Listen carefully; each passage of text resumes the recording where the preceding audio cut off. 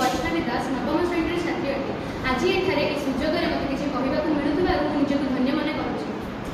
British शासन मुक्त पाइबा जड़े प्रमुख स्वतंत्रता सेनानी थे महात्मा गांधी।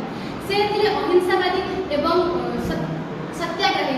से चिंताधारा द्वारा अनेक भारतीय मानक संगठित कर भारत स्वतंत्रता संग्राम में एक प्रमुख भूमिका निभाई पारिथिले।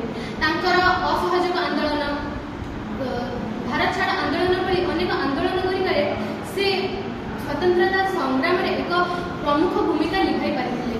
से भारतर राजनैतिक स्वतंत्रता सहित भारतर सामाजिक संस्कार उपर ध्यान देते, जो से